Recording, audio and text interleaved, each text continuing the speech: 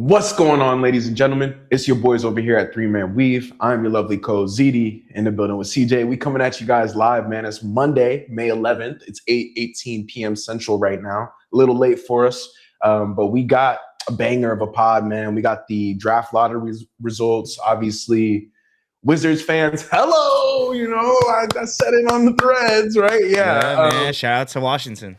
Right. Whatever, right? Because that was a different. If we knew they were getting the number one pick last year, it would be a different conversation. Obviously, the offseason files is revamped for them. It'll change. Got the recaps as well. We've had some playoff bangers. Spurs and Timberwolves.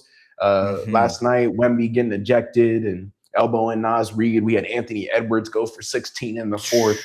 A lot of energy from the NBA as of recent. CJ, how are you feeling, bro? I know you had just asked me. We've been having some technical difficulties. The people don't know I'm over on Discord right now, but he's still able to hear me. But you're asking me, you're like, how do you want to go through this one? But I guess the people gonna see. But how are you doing, bro?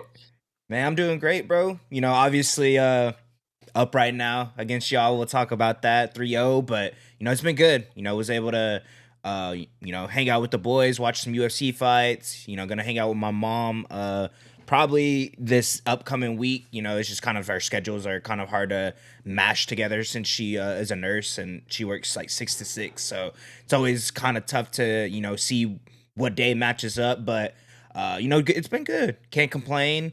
Been watching really good basketball. Like you said, that Spurs Timberwolves series is, probably the best series we still have. Pistons Cavs as well. That's still up in the air. And the Knicks ended up sweeping Sixers, so it's been good. Yeah, right. Man, we're getting to the conference finals, and then after that will be the finals. So like I've been telling y'all, Z's been telling you all year, like this is our favorite time of the year. So can't complain. Good hoops, and been able to hang out with my loved ones. So I can't complain, bro. It's been good. No, for sure. I saw my mom before this, so yes, sir. I'm hyped. And yeah, bro, to your point, just the all playoff like we still got a lot of content to give y'all, before the off season is officially begun. But yeah, I mean, I'll get into game 3 and we'll move on. But CJ, obviously, congratulations, man. Your team is absolutely dominating. Game 3 was a breaking point for us. I think we did great. We played competitively. We led by 2 at halftime, and the OKC Thunder just appeared out of nowhere. Obviously, in the third quarter, they buried us, really, and they've buried teams all season in the third. Shea was getting busy. AJ Mitchell, 24 and 10 in game 3. I think Shea had like 23 points and 9. OKC made 17 triples. Queso was balling out. He had a couple big threes, especially in the first half. Every loose possession, missed open 3. The Thunder kept getting offensive boards. Ayton looked outmatched out there versus Hartenstein. There was this one play I remember. It was fourth quarter, down by about like 12, 14 points. iHeart gets that back tap, and Doris Burke and the other announcer, they were like, Ayton's just standing there. And I'm like, yeah, there's no compete. There's no compete. And I was telling you, it's humiliating, man, as a Lakers fan. Even talking about it right now, I don't feel excited to be discussing this because we do compete, and Austin Reeves has been playing better, and we were on stream for game 2. And Zach was like, oh yeah, well, is AR going to have a redemption game? He ended up having 31 in game 2. Did we talk about game 2 or not? I don't believe so. No, because I want to say that was last Wednesday, right? Oh, right. And we must have just went live, but yeah, I apologize, guys, for hip hopping to game 3, but y'all know this series is over. That's the truth. We've competed. We've actually beat the Thunder in both first halves in game 2 and game 3. But obviously, it's a 4-quarter game, and they come out in the third quarter and destroy us. So mathematically, the Lakers are still alive, but no team, I think 0-165 now, has ever come back down from 0-3. I don't expect that to happen in this series, especially without Luka Doncic. And I came on this podcast and I told you guys how I was already feeling about that situation. We knew the season was over, and it's disappointing. Luka, the last image I have is him pulling up on that hamstring in Paycom, and that's disappointing. Truthfully, I would rather them figure out a way down the stretch to have our players healthy, but we were going balls to the wall in a regular season game, and JJ is that type of coach, and I understand. But now we're in an 0-3 hole versus the Thunder. And truth be told, I don't expect anything to change in game four. We've done a really good job on Shea. We've played him the Really best good. all playoffs. And honestly, in recent memory, I don't really remember a team that's been able to hold Shea to 7 of 20 shooting, 7 of 25, forcing him to get to the line and score. But that Hmm. hasn't really translated. Jared McCain, I saw a stat. He's 9 of 11 from deep in this Yeah. series, hit multiple triples in game three and game two.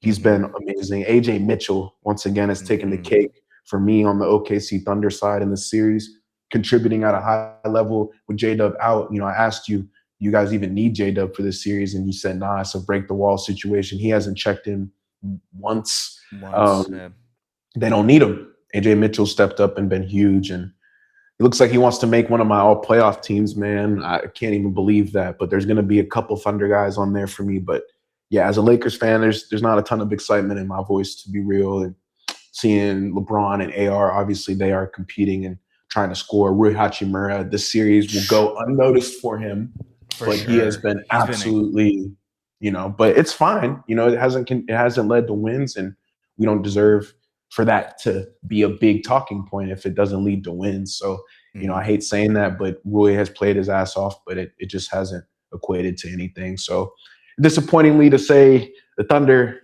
y'all got us, man, and y'all deserve it. People saying it's LeBron's last game too, potentially. Get out of here, man. Yeah, I don't LeBron's think gonna have a so. proper retirement send off. Most likely, may not even be a Laker Mm. this upcoming offseason, which we'll talk about, I'm sure, later. But yeah, game three thoughts, bro. Just the third quarters from the Thunder all series have been our Achilles heel. And once again, popping off in the third quarter, finishing off strong, hit 17 triples in game three. Yeah, it's too much for us right now, man. With no Luka, we don't have the defensive rotations, the matchups. Laravia's a zero. He's no longer in the lineup. We're playing Thero, and yeah, it's not much more to really say on my end. I'm sure you can Mhm. give them a little bit more of a positive outlook because you are the Thunder fan here.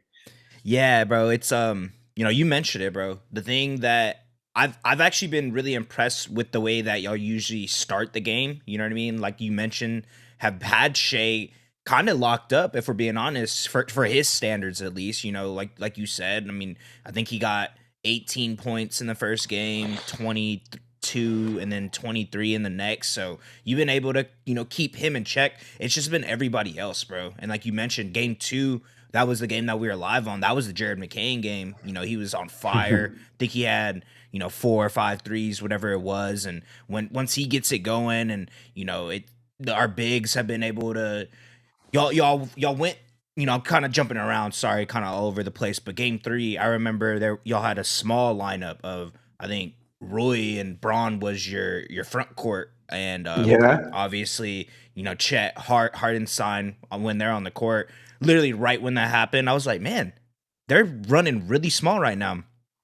And can't right play after that 80. happens, Chet gets an offensive rebound, dunks on whoever it was. I don't remember. I think it was Roy. Rui, But yeah, he didn't just being box able out. to Yeah, take advantage of the situations that the Lakers are putting us in. Chet getting the offensive board right after you had went small. I just been impressed, bro. Obviously with the Thunder, I've been like that all year, but y'all been able to play Shea really well. It's been all the other guys, and I think that goes to show the depth that we've had all year. Obviously, you just said it. No J Dub, still been able to do our thing, but it's been the third quarters, like you mentioned. I think we're probably one of the better third quarter teams, and then obviously game the three we best. ended up scoring 41 in the fourth quarter. So really impressed with the team.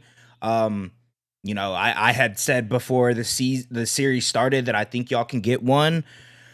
Kind of, thinking that we can get a sweep at this point, but if y'all get this one, I wouldn't be too surprised. But the way that we've been playing, the way that y'all been playing, it's looking like it will be a sweep, sadly. But yeah, I mean, like you said, for me personally, Shea hasn't had the greatest series. And I mean, I talked to you about this game too when we were live. I'm a Thunder fan. Of course, I rock with Shea. He's on my team. He's the best player on our team. But if he doesn't have the 30 point, 35 point, 40 point games, that doesn't matter to me because at the end of the day, all I care is about my team winning, and that's been able to get it done. Um, Hmm.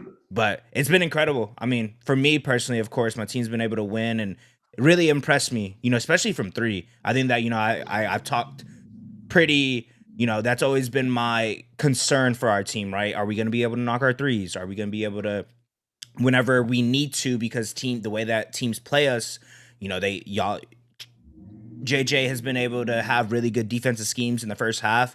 I just think third or second half, third quarter, we start off strong, and that's usually how we build up a pretty good lead. And more than likely than not, it's hard to come back on us when we're able to knock down a three, especially last game, shooting almost 50%. I think kind of goes to show the type of game plan that we have in this playoffs whenever Shea isn't able to get it going. And I'm assuming teams will probably play us the way that y'all are playing us because they've shown us, or the Lakers have shown us that you can slow Shea down, but are you going to be able to slow everyone else down? So that being said, bro, yeah, the super impressed with them. Shout out McCain, like you mentioned. Shout out Chet. Chet's been having an incredible series, bro. Like, super impressed with him. He starts off the game aggressive, and once he's knocking down his threes, we know what he could do on the defensive side of the ball. It's just he's looking a lot more confident and getting to his spots, more efficiently. So I'm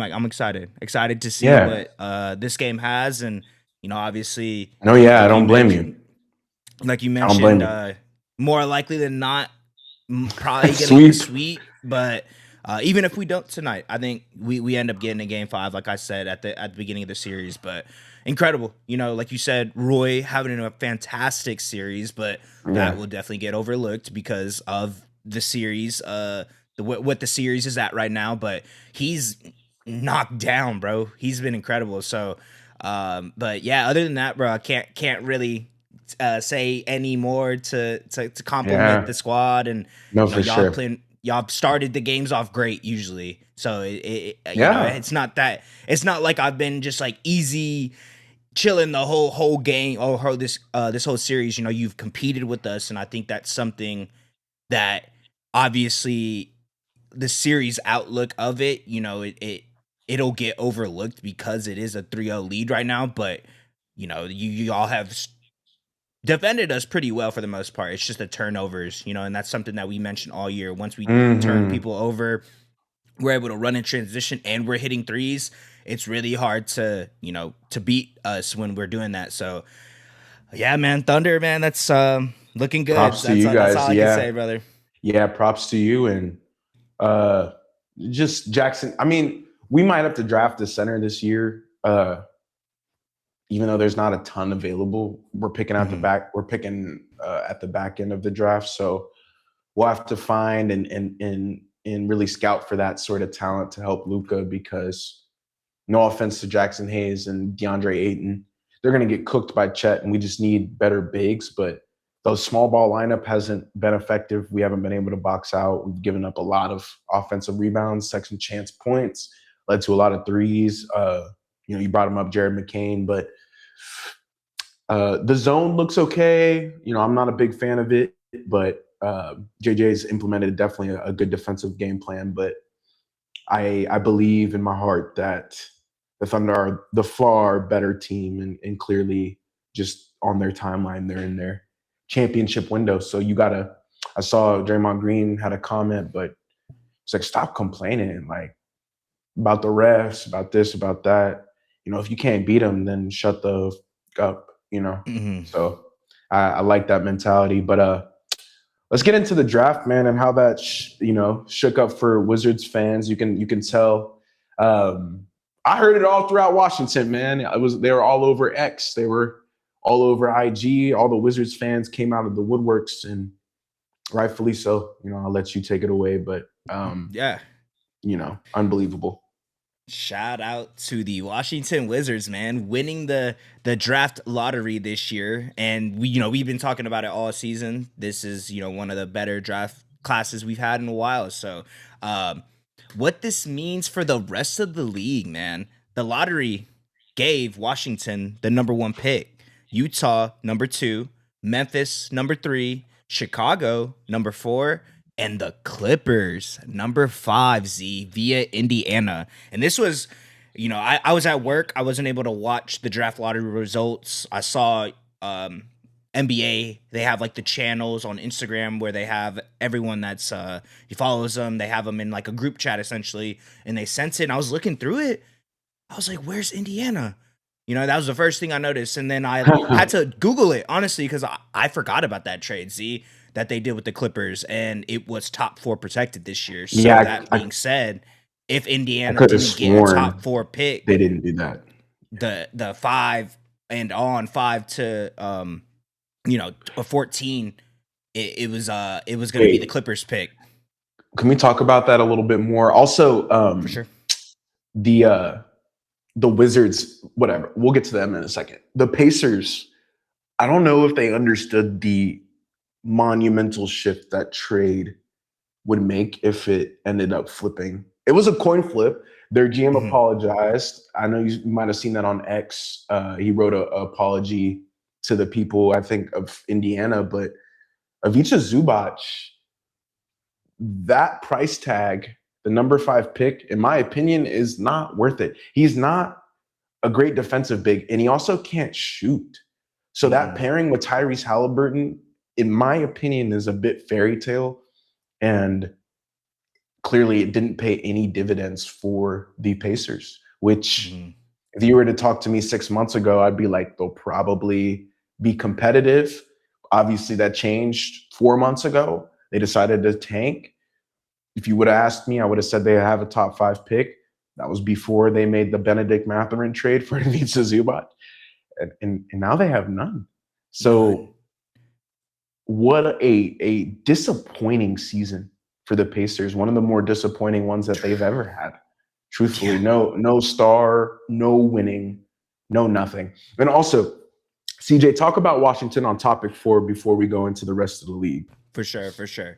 If the Wizards take AJ Dembonsa, it gives them the cleanest face of the franchise swing they've had since John Wall, a 6'9" scoring wing who can grow next to Trae Young and Anthony Davis instead of forcing Washington to rely on veterans to reset the timeline. That's that I Yeah. was very high on the Wizards whenever they made that trade. Obviously Trae Young, Anthony Davis, a lot of injuries that they've had to deal with these past couple seasons.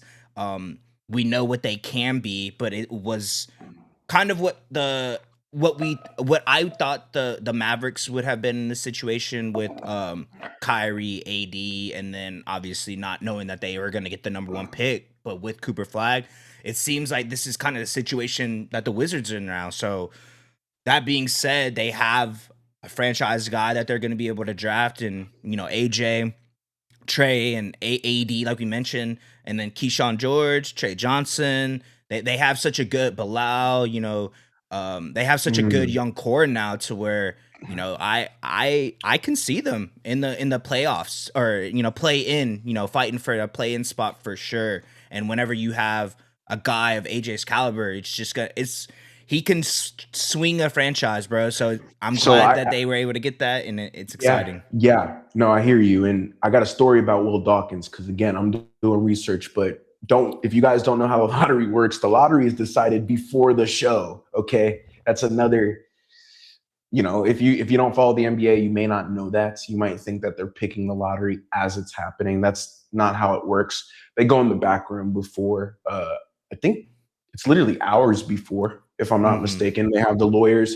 Her name is Canelo West. She's an awesome lawyer. She's been the draft lottery moderator, and she is the one who gets to pick the ping pong balls. And so I have a cool story about Will Dawkins. Shout out to Brian Windhorst for this. He was in that room, which was cool. Presti's in there, Asai Jiri, everybody's in there. It's all the GMs, all the front office guys, Austin Ainge from Utah, who we'll talk about in a sec. Will Dawkins is sitting there, Miss West. The way that the lottery board works is furthest left are the teams, the Wizards, the Nets, all the teams with a lot of ping pong balls. On the right is the teams that are further back in the lottery. Miss West, she does her little thing. Brian was talking about it. She goes and takes the first thing out. and it's fours. And so for the Wizards, they had, I think it's top four has the same percentage. It's like you don't get, if you're number one, the worst team has, it's like fixed still. Mm-hmm. Everybody gets excited because she starts on the furthest left-hand side, which means if you're a tanking team, you're going to get the number one pick. She reaches in the thing, pulls it out. And of course, it's Washington. Now, Brian Windhorst said Will's reaction was relief, not excitement. And that's a really important talking point. Relief, not excitement. The Wizards have had bad lottery luck recently. That's the truth. That's the case. Last year, they moved down 3 spots. They were able to grab Shea Johnson. We're really high on him, but they should have had an even better player. So Will, I guess the sigh of relief came. Finally, the worst team in the NBA gets the number one pick.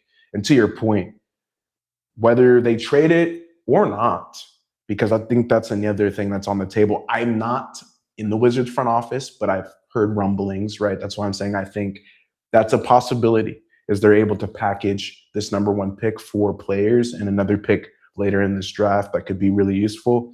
In my opinion, I know in your opinion and in everybody's, just take AJ and get it out the way. I know Will Dawkins is a smart guy. He's not going to mess this pick up. It's not an Anthony Bennett type situation where they're going to select somebody random. Mm-hmm. Props to the Wizards. Like you said, you had clapped earlier. They've waited a long time, and Brian Windhorst did a good job of explaining the relief that was on their face. They were worried that. Well, I actually have a story about the Jazz, so I'll get into that in a second. For sure.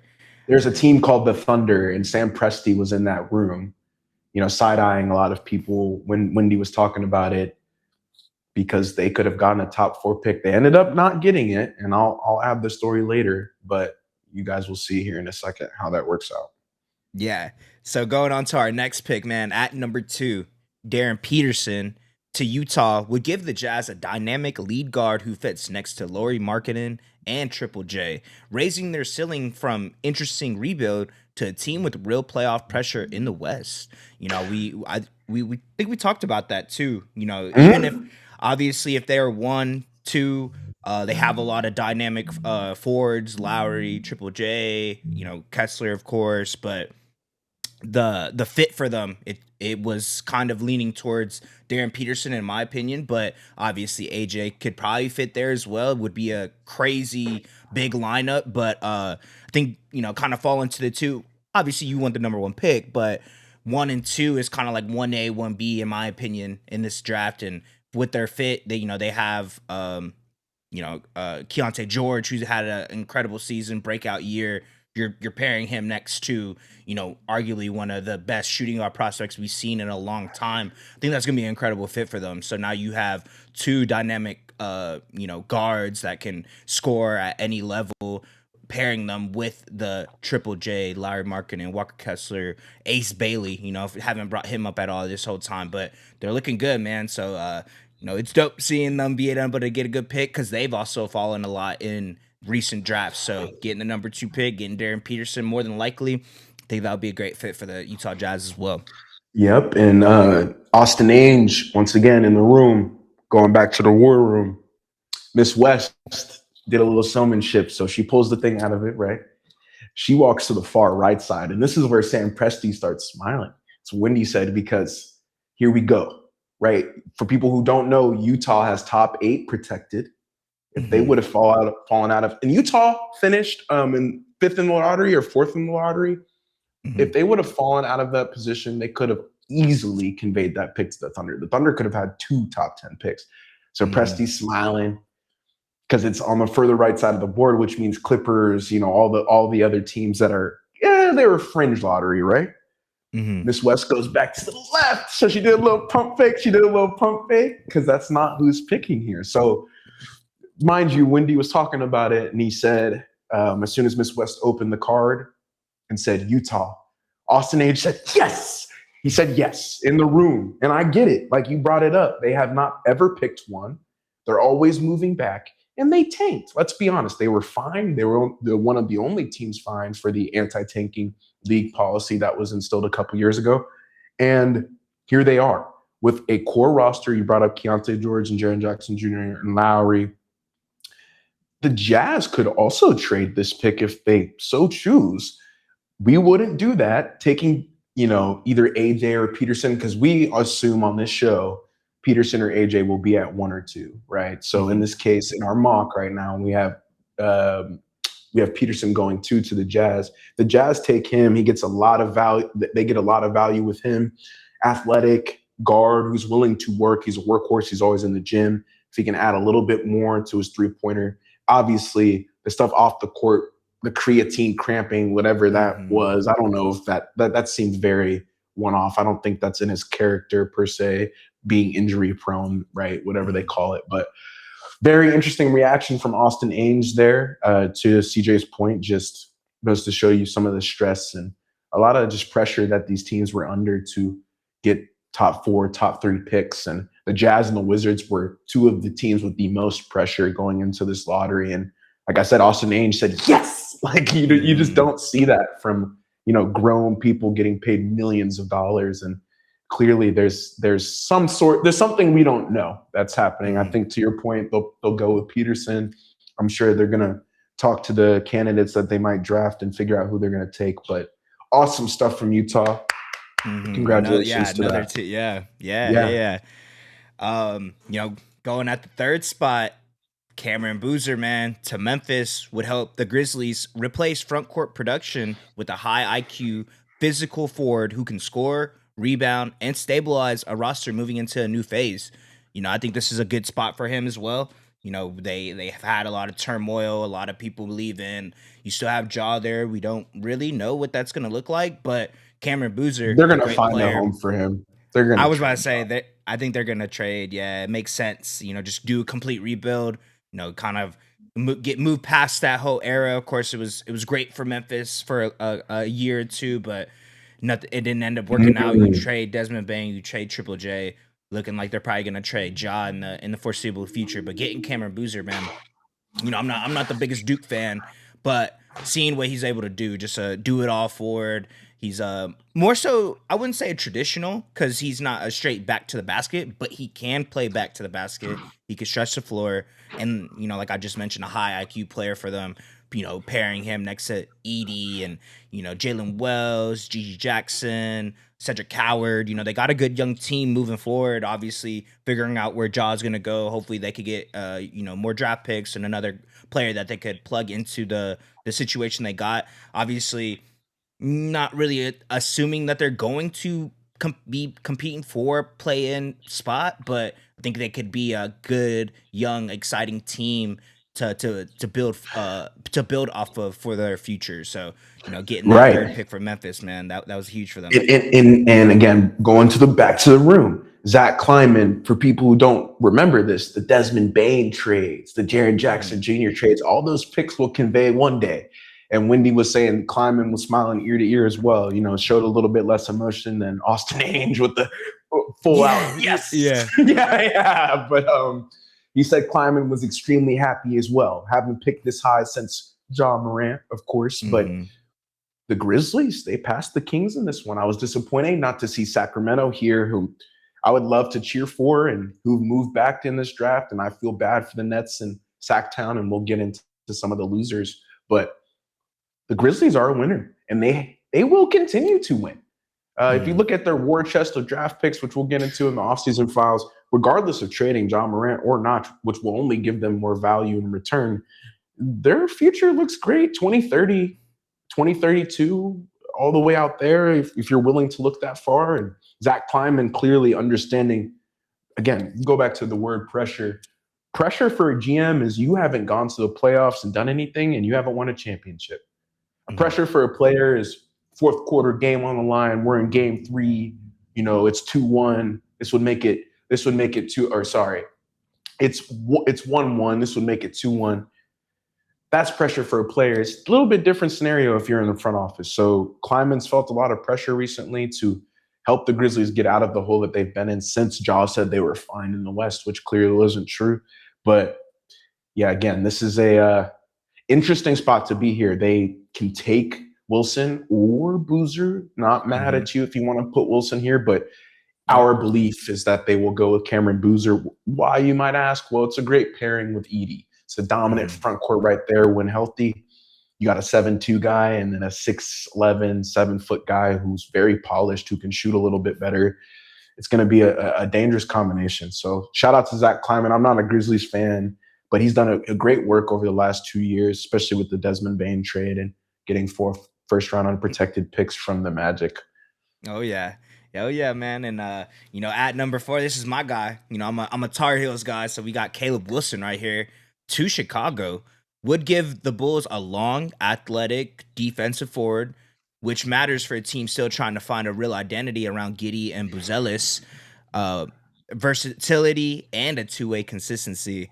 There was moments of the season. It's specifically for me. The one I think of is when we went against Duke the first time, and he was Mm. balling out, bro. So seeing what he can be, I saw a lot of comparisons, people comparing him to like a young KG. I kind of see it, maybe not as defensively, but offensively, I kind of see what they're saying. Being mid range, getting to the bucket, super athletic, dunking over people, catching lobs, put back dunks. So I think seeing him in Chicago, bro, would be dope because of Giddy, Buzelis, all those guards that they have, Anthony Simons, Rob Dillingham.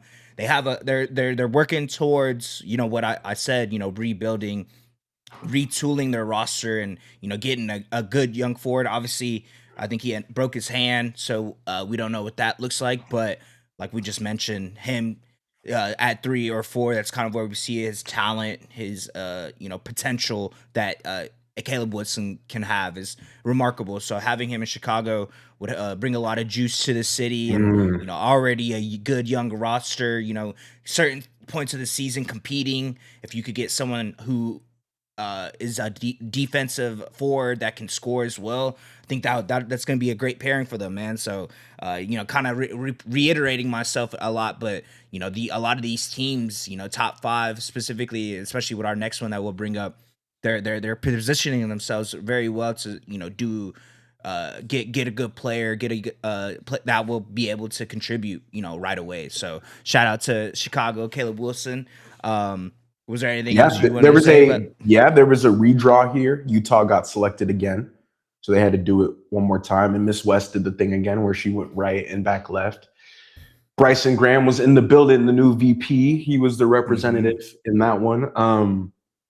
Wendy said that he also let out a yes, because he said to the media the other day, he said, the intention's clear. We're not a finals team. We're in a rebuilding phase. And this does improve the timeline a little bit. You brought it up. Boozer or Wilson here is a smart move, and they'll most likely be available. Mm-hmm. Mind you, Chicago's picking at 15 as well via Portland. They got a lot of good. They're loading up on some good stuff in this draft, and this is one of the better drafts to be loaded with draft picks. And in my opinion, Chicago's looking at a 2 to 3 year rebuild, but it's much better than if they were picking at 8. So congratulations, Mm-hmm. Chicago. You guys are going to get a bona fide guy for sure. Anybody in the top 5 of this draft is going to have a dude. So shout out to the Shy, man. And Bryson Graham, getting lucky. Obviously, like Wendy said, he was another guy who said, yeah, let's go. He dapped up one of his other dudes. I forget his name because I might botch it. I don't even want to say it. It's like Rashad something, but it's Mm-hmm. another guy who works for the Bulls. I apologize for that, sir, botching your name, because I know you're a GOAT. They all said you were a GOAT on ESPN, so I got you with that. But he shook his hand because Mm-hmm. it's a big deal for these cats, and they're not getting paid to play. They're getting paid to make decisions. So I Mm-hmm. like it. Oh yeah. And then at number 5, man, we have Keaton Wagler going to the Clippers. Would add shooting and perimeter skill to a roster that needs younger, cheaper talent after landing the pick through Indiana. Also, the Clippers may forfeit future draft picks due to the aspiration debacle.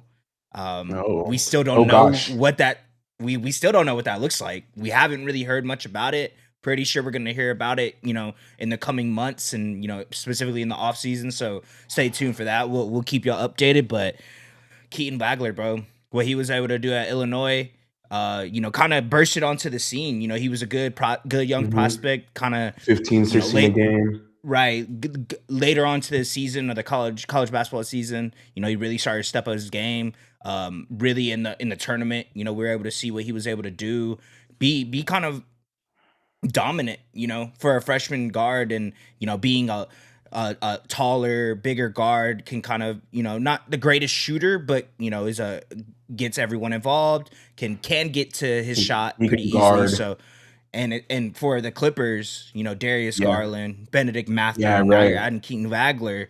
They're this pick for them was huge, bro. I mean, I mentioned it earlier. The trade with Indiana. We talked about it at the very beginning when we talked about the draft result or draft lottery results, and Uh, yeah. I'm a bit nervous for Ballmer's hands, to be honest. He might trade this pick for players. It just depends on what happens. And another key thing here is, I was going to bring it up a little later, but of course, Giannis is available for trade the mm-hmm, day after the lottery. Reason mm-hmm, being is because the picks are set. So now, when you trade this 2026 pick, we know where it's going. Um, the Clippers are in an interesting spot here. You could take Flagler, you could take Flemings or Acuff. You have to, with the knowledge, um, they might have to play or the two or the one, or you might have to move DG over. mm-hmm, But we like a forward here. They need somebody who can guard. Niederhauser has been good. We haven't mm-hmm, we haven't spoken about him much, but when I do watch him play, he's contributing, especially on the defensive rebounding side, which is all you need. He doesn't need to come in and score 20. Isaiah Jackson, Mathurin from the Pacers trade, obviously this fifth pick. It's a pretty decent haul, to your point. It's not like they're getting scrubs, including mm-hmm, Mathurin, right? He's a high contributor. Darius Garland and Kawhi were going off. Kawhi had the best season of his career last year. But you did bring up a great point. Aspiration and that whole debacle. I don't, we're not behind the scenes like that yet. So we don't have any true rumblings or any info to share with y'all. But once that does clear up in the air, we will be sharing that, because it'll be interesting to see what Adam Silver does. If they yeah, were in violation of the CBA's ruling, he will completely forfeit a draft pick, and there will be no ifs or buts about it. So, yeah, just an unbelievable lottery. A couple of the losers, will go through them: Nets, Kings, mm-hmm, Bucks. Right? We we mm-hmm, we we talked about that. The Bucks set themselves up for failure a little bit, and the New Orleans Pelicans, that number 8 pick conveying to Atlanta, disappointing. The Pelicans could really use a top 10 pick right now, and Dumars has got his hands full. It's getting conveyed to another team. So a couple of the losers there. The Nets had the 5 first-round picks last year, and they're now not scrambling. They're still going to get somebody good, but Yegor Denham, Danny Wolf, um, Traore, mm-hmm. we'll have to see what that is going to turn into, because it's looking like they're missing their window for the franchise-changing players. The Kings, oh my Mm-hmm. goodness. I feel bad for them because they genuinely weren't trying to tank. They just suck. And I saw Mm-hmm. something on X, and it was like the Kings were supposed to be good, and everybody Mm-hmm. got hurt, and everybody wants to be traded or is always injured. So Levine, Sabonis, Murray, Russ was really one of their most consistent players last year, and it's disappointing for them to drop as much as they did. And the Pelicans, I mean, the unprotected, all of that stuff. But I think the Thunder are picking at 12 Mm-hmm. via the Clippers. I don't know Mm-hmm. if you want to talk about that. My team is nowhere near the lottery, but your team is in the lottery, so Yeah, that's yeah. interesting. I saw a couple of mocks. I think Yaxel Lenenberg, the forward from Michigan, kind of in that area for him. I forgot the other person I saw too, but we have a deep bench anyways. Thomas Sorber, we brought him up, each time we mention the Thunder's injury report out for the season, so we'll get him back too. If we could get another forward coming off the bench, it would be great. um we'll see what ends up landing to us at this point. Obviously it's with the 12th pick, we got J Dub a couple years ago, and then Right. another 12th pick that we got, further back into our history, we got Steven Adams. So we usually do a pretty good job at this pick. Obviously, of course, ideal situation for us, I would have wanted a higher pick, but even getting a lot of pick in this draft is incredible, and it will definitely add more to what we already have. will they be able to get as much run as they would have if it was on the Clippers? Probably not, but we just have a treasure chest full of lottery picks. This being the last one, but adding to the roster, I think another forward, whoever that is. That I know that was the one that prior to the lottery getting set, that was the one I saw that the Thunder would be potentially drafting. But another forward, athletic, he kind of do it all. I think they were calling him, what was it, like Puerto Rican LeBron James or something like that? If I'm not mistaken. Yeah. So another player like that getting added would be incredible. But Yeah. obviously the situation that we're in now, and Shams was saying, CJ, they have the 12 and the 17. Ms. Shams was saying that they could package it and move up, and I don't really see Presti doing that. I believe he has confidence in the 12 pick. They might even trade the 17 for the McCain trade, which is another disaster. But yeah, it's interesting. The Thunder will be in the lottery for a couple more years to come, and it'll be, I think Miss West was kind of playing a joke on some teams there, which they probably didn't enjoy, but you got to pump fake some people. But yeah, I would get nervous if she walked to the far right and came back left. I'd be like, what's going on? I don't want to see the Thunder. I don't want to see the Thunder in the top 5. Like I told you on the live, I was prepared for it, but yeah, we believe that's kind of the 5 guys that should go first. And based off the rest of the lottery, it's interesting to see how it shook up. But the Wizards are clearly they're front and center, like they're the stars right now, and rightfully so. Some anonymous GM said this to Brian, but he didn't want to disclose who it was. But this number 1 pick is worth $100 million. Same with the Flag and the Wemby picks, right? Those are $100 million picks, and it does completely change the Wizards franchise. But CJ, let's talk about the NBA. It's going on right now. The T-Wolves and Spurs, man. The Spurs and Timberwolves series has turned into a true swing matchup. This pivotal game 5 coming up. But Minnesota taking game 1, San Antonio answering with a 133-95 game 2 blowout. Crazy. And then obviously game 3, 115-108 was a little bit closer. But this game 4 had everything in it, man. Wemby getting ejected in that first half. I think we can just start there. Kind of he grabbed his rebound. He was shaking, trying to get guys off of him. And truth be told, I'd seen Naz Reid bully him all series. Pushed him in the back game 1. He did a lot of different things. So in my opinion, he kind of had it coming. I like me some Big Jelly. I'm not even a hater of you, bro. I respect you, bro. Like, if I seen you right here, I would dap you up. Like, you're cool, Naz Reid. But that's why I know you had it coming, bro. Don't act like you're going to play it off. But that's something you can't do. The T-Wolves and Target Center, they were saying, you can't do that, whatever. Supposedly, Wemby didn't know about a flagrant 2, which is also bullshit. Excuse my language. But he was asking Harrison Barnes, I'm ejected. What does that mean? Yes, bro. Like, you're ejected, bro. I don't know if you saw Dylan Harper's face too, though. Yes. Yeah. I saw that. So cool little moment there. First career ejection for Wemby. We'll probably see a few more. To be real, he's very reserved, but I know when you do get under his skin, like he'll sell it. Like, it's to him, it's one game, and if it's not an elimination game, to hell with it. But that's not the point. Anthony Edwards in the fourth quarter, right? Just soon knew Randall. As soon as Wemby goes out, the Timberwolves just attack, and they've done this all series. Shout out to Chris Finch, but again, the momentum flipped when Wemby went out in the second quarter. And Minnesota, man, like Anthony Edwards finishing with 36 points, just extremely composed in the fourth quarter. Dylan Harper and Stephon Castle started to get it going. Stephon Castle had a nice little tip and dunk. It was like on Carter Bryant too. It was kind of cool. And Dylan Harper can really go, bro. He might make an all-playoff team for me, but we talked about Edgecombe. Edgecombe would probably make one for me if they were still playing, but now I got to think about it more. But these kids are going.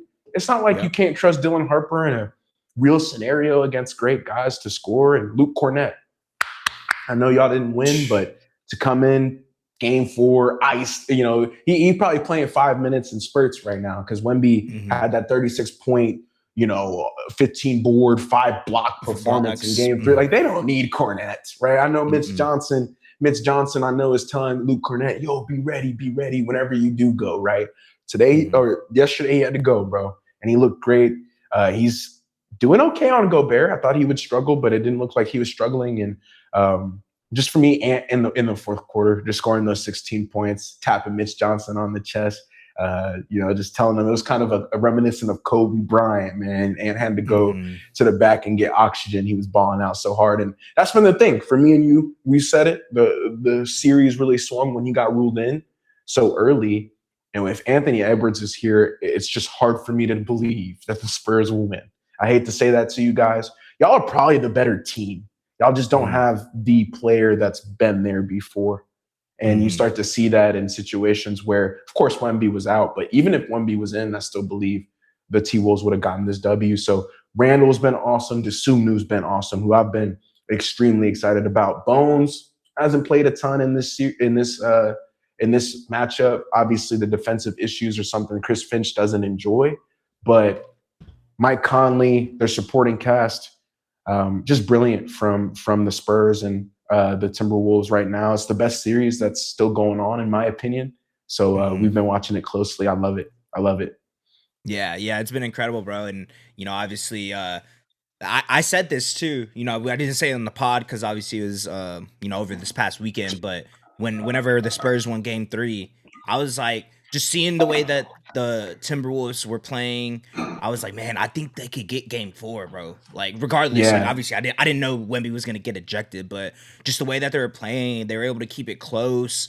And Julius Randle, Jaden McDaniels all had, shooting percentage wise, a pretty under their expectations of what you're able to see them on a night and night basis. So that being said, I was like, going into Game 4, I was like, I think the Timberwolves could get this one, bro. So the fact that they were able to, and getting, like you said, 16 points in the fourth quarter, incredible. We've seen him do this, it seems like damn near every playoffs that he's in. So like you said, this is probably the most competitive series we've had left, and I think it's probably the best series.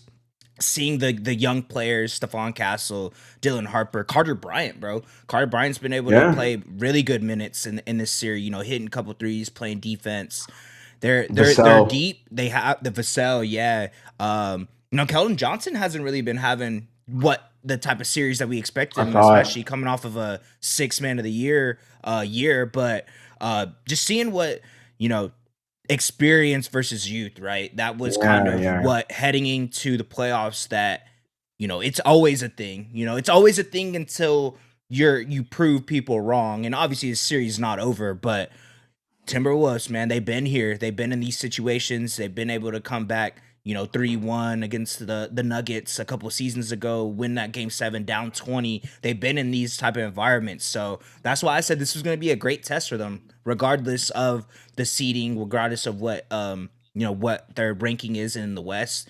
They've been the sleeping giants. We said that all year long, and I think we've been seeing it for the series, what they've been able to do. They have like all these like Shannon Jr. and McDaniels, and like you just get the whole nine with them. And I was going to bring this up to you, man. The Thunder are watching the series closely, and it is my belief the Thunder will get past either one of these two teams. But, again, you can crucify me if you want. I don't think the Thunder will really be challenged until the finals.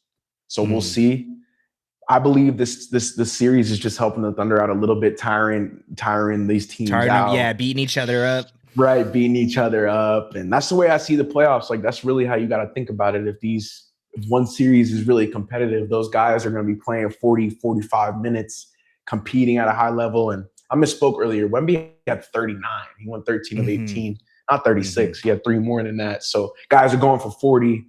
Ants almost went for 40 last night. It's very competitive. So I know the Thunder are watching this. Coach Dagnall is watching this, and Coach Mike Brown is too. I know we haven't spoken about the East a lot. We're very West heavy right now, but the Knicks plus 19.4 point differential. I texted you and Cam a little bit about it, and we're about to get into it. But they swept the Sixers. They only lost 2 games by 1 point. It's not like it's not like the Knicks, like you said. It's one of your teams coming out of the East. It's not like the Knicks are struggling either. So I think Brunson got on the stream right after the sweep. They won by like 30, and he was already on Twitch, bro. He's chilling. So I believe in my heart this series is a big series for the playoffs in general because it'll decide so much, you know? Mhm. Yeah, bro. I guess, going off of that, let's get into the 76ers versus Knicks, bro. You just mentioned Knicks get the sweep. Uh, the Knicks didn't just beat the 76ers, they erased them, sweeping the Eastern Conference semis 4-0 with wins of 137 to 98, 108 to 102, 108 to 94, and 144 to 114, Z. Game one set the tone immediately as Jalen Brunson scored 35 points. New York shot a franchise playoff record 63.1% from the field and 51.4 from three. And Philly's big three of Paul George, Joel Embiid, and Tyrese Maxey never found a rhythm. Game two was the one the Sixers had to steal, especially with Embiid out. But even with Tyrese Maxey scoring 26, Philadelphia scored just 12 points in the fourth quarter, while Brunson, Cat, and OG Anunoby closed the door late. Game three brought Embiid back, but it did not bring Philly's offense as Brunson finished with 33 points. Mikal Bridges added 23. Josh Hart grabbed 11 rebounds, and the Knicks turned a 4-point fourth quarter lead into another double-digit win.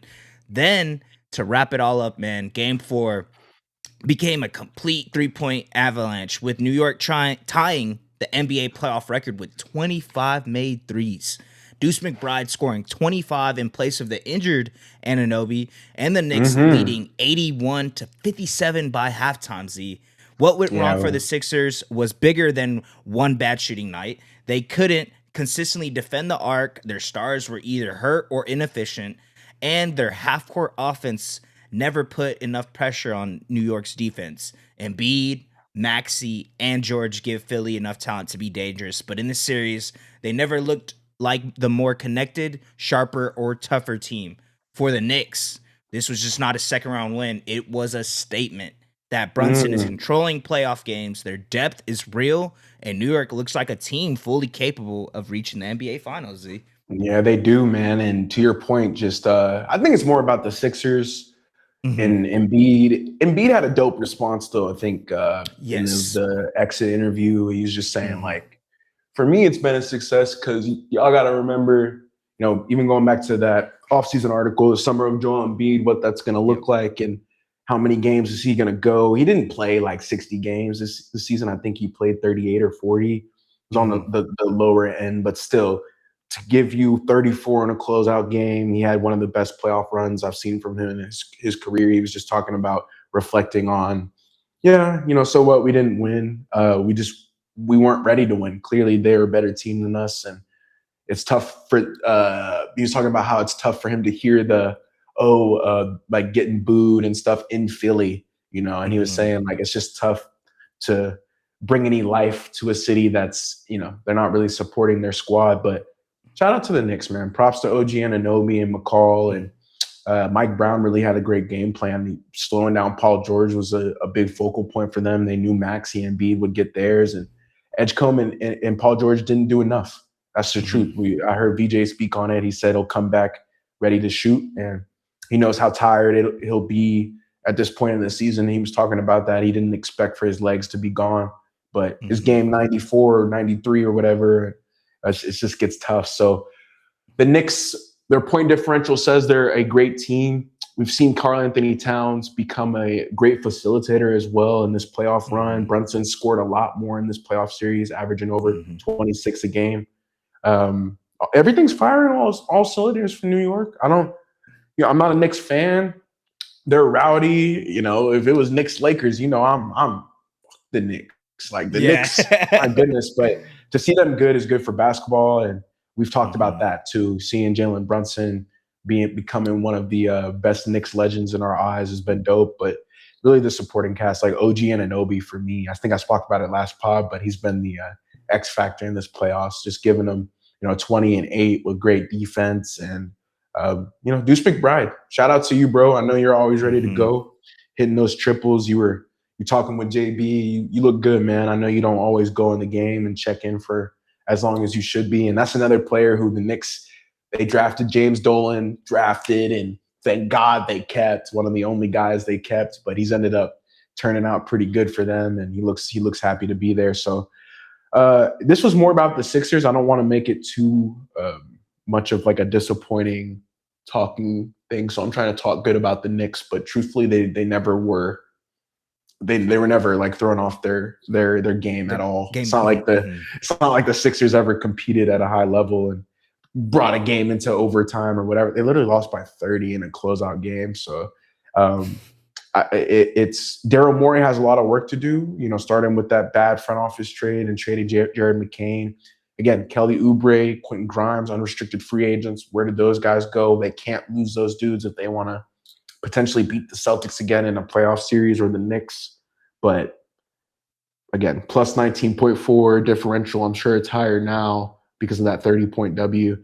They're like the Thunder of the East as of now. Playing great defense and scoring the ball at a high clip. It's exciting, bro. It's exciting. Yep. New York hasn't. This is like the first time I've ever felt in my life New York could make the finals and might. Truthfully, yeah, I haven't felt that definitely. confident saying that. It's like a 20% chance they probably will. So. Yeah, I was about to say. I mean, I've been high on them, so it's making my pick at the beginning of the season look remarkable. But seeing how they roller coaster of a season, right? There's moments where we're like, man, this is the Knicks team that I said was going to make it to the finals, and then they would prove me wrong a couple weeks later. They're not able to hit their threes. The offense is not consistent. Lackluster, Lackluster. Defense, the same as well. The fact that they've been able to turn it up in this playoffs, I believe they won 7 straight, right? In the playoffs. They're on a 7-game win streak in the playoffs. Jalen Brunson, bro. You know what I mean? I talk very highly of him. You as well. Too. Of course. But just seeing everyone else, right? That's what it was for the Knicks. The OG, what is he going to do? McCall Bridges, Deuce McBride, like you just mentioned. Mitchell Robinson, whenever he's able to come in, contribute offensive glass. Landry Shamet as well, being able to come off the bench, hit a couple threes. They're looking like, like we just mentioned, probably one of the best teams in the East right now. Obviously, waiting to see what this next series that we're going to talk about, Pistons Cavs wrap up, see who they're going to match up against. Man, I'm still rocking with them, bro. They look really good. Like you mentioned it, you had texted Cam and I. They're looking like the most dominant team in the East right now, being able to sweep Philly. And like you mentioned, Philly, if we're being honest, coming down 3-1 to the Celtics, and y'all haven't been able to beat them in 30 plus years in a playoff series. Like Embiid said too, and it reminded me a lot of the Giannis exit interview when he got asked, was this season a failure?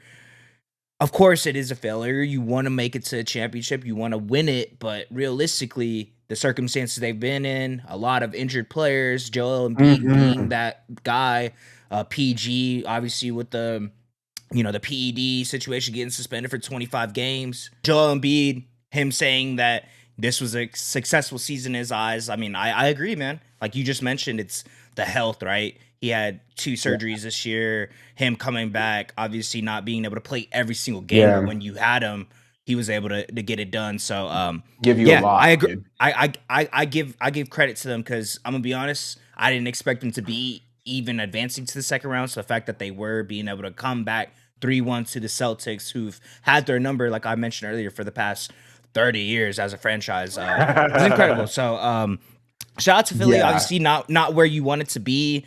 VJ was looking incredible though, and Tyrese had an incredible year. PG, if that whole situation had happened, probably could have been in a different seeding situation. But that being said, shout out to Philly, bro. They look good. Didn't have the bench though. Didn't have enough firepower to be able to compete with the Knicks, and the Knicks are just one of the hottest teams. So shout out to Philly. Shout out to the Knicks. Knicks in the conference finals back-to-back years.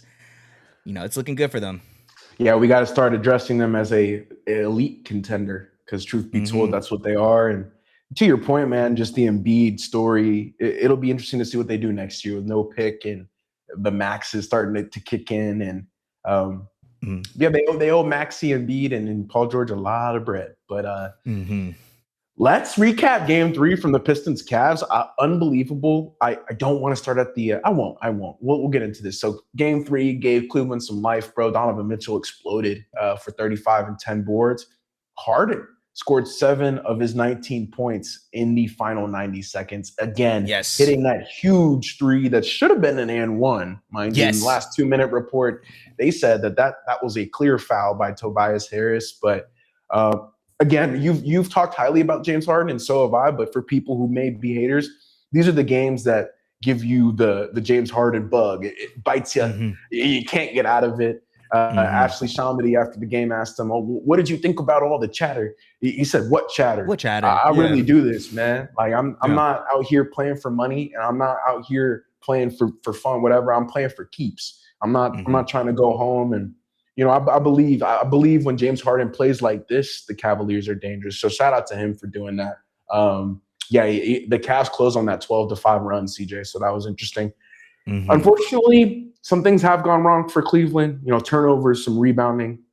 The spacing has been inconsistent at times. Obviously, Sam Merrill's out, so that hurts them a little bit. Jalen Tyson and Max Strus have been inconsistent.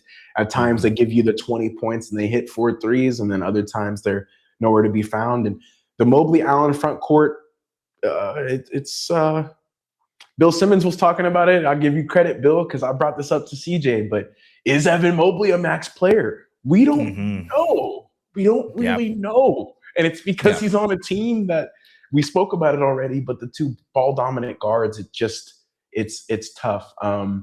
But game 4 is tonight. It already happened. We'll see the results here in a second. But game 3, I mean, just going to the James Harden shot, it's just so reminiscent of his playoff battles and the times that the Rockets, you thought they were going to the NBA Finals. They lose in a game 7 and they give up a 3-1 lead and yada, yada.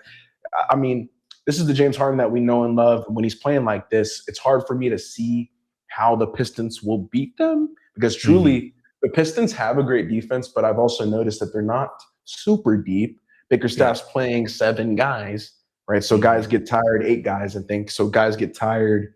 The rotations get slim. And when Tobias Harris doesn't give you that Tobias Harris game, it's tough for Cade and Jalen Duren and Dennis Jenkins to really fill that void. So I'm interested to see what your thoughts are on this series. It hasn't been like super crazy. It's not a super interesting series. It's sort of dirty basketball, which I like. Every once in a while, it's very reminiscent of the Raptors and Cavs series. It seems like any series that the Cavs are playing in, it's going to be semi-ugly, especially shooting-wise. But, the turnovers, man. The Pistons forced 19 turnovers in a game.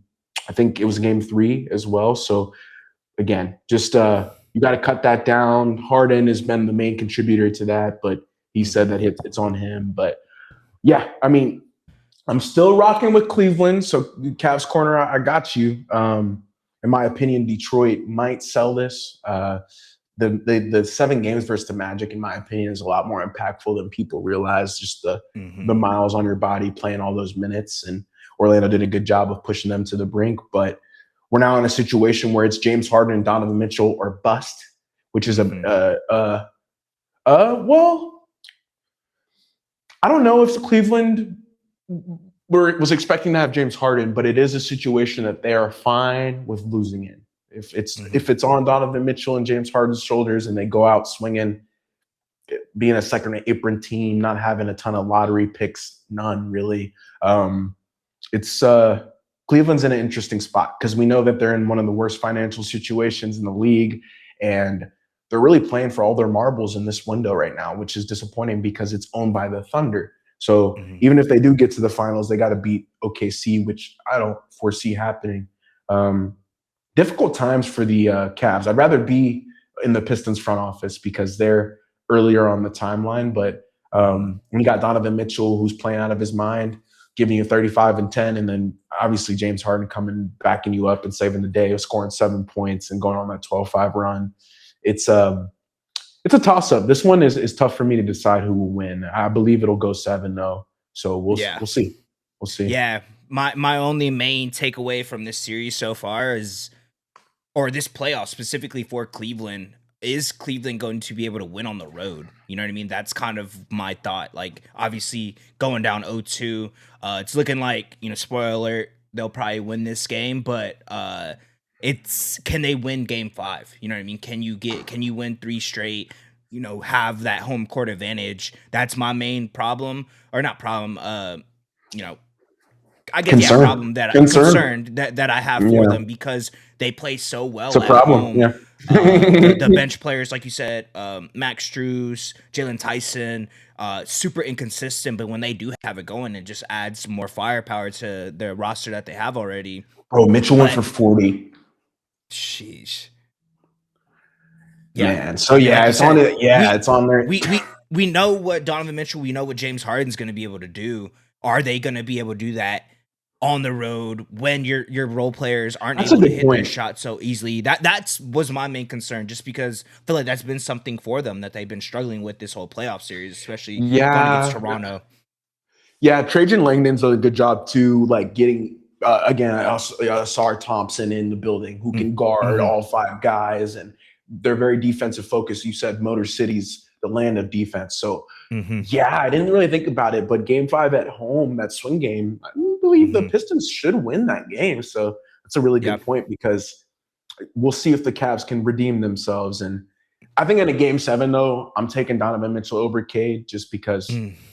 he's been in more situations like that, and again, giving you 40 tonight, it speaks to his ability. So, yeah, we'll chalk that one up. We'll revisit that one a little bit later.